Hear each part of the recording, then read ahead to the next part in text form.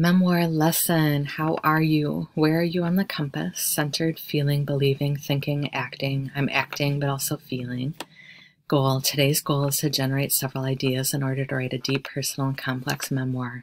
Students will be able to dig deep into their lives and gather some ideas about their life to give the reader a sense of how they lived, how they changed, or what kind of person they are. Entrance ticket, no need to answer in the discussion. Think about this, stop, look back at your entire life. What stands out? What are important dates to you? Why are you the way you are? What happened to you to get you where you are today?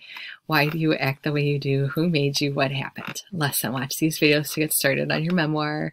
So this is Mr. Lynch, 3 Seeds, Events from My Life. Ms. Clyde, brainstorm with categories.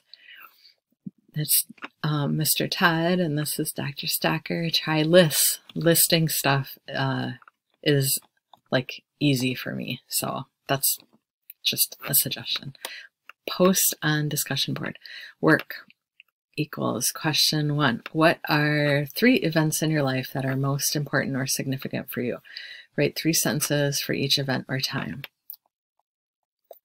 Sentence helpers. One important thing in my life is or was. Another event I want to write about would be. Also, I remember. Exit ticket. Think about this before you leave. Ask your family members what they think their 3 most important events in life would be. Take care, dear students. Dr. Stocker. Well, let's see if I did an example. All right. Try brainstorming list. People, favorite foods, French fries, and favorite holidays, favorite times of year, favorite sports. 1. Taking care of my brother and sister. In grade school, we started walking to school together. I was the oldest, so I was responsible for them. They scared me when they walked on the snowbanks because I didn't want them to fall or get hit by a car. They never did, but that brings me to the second event. My dog getting hit by a car. The car didn't hardly even slow down, and they took off down the street. I'll never forget the injustice and my disgust at their cowardice and callousness. In contrast, my dad, with the coolness of a pilot, picked up our dog and held her gently even after she bit his arm because of her obvious, overwhelming pain. Staying up reading with a flashlight. The neighbor told my mom that I was sneaking in extra reading time past my bedtime. She said she let her son do the same thing, and he became a lawyer. So let her study and make something of herself.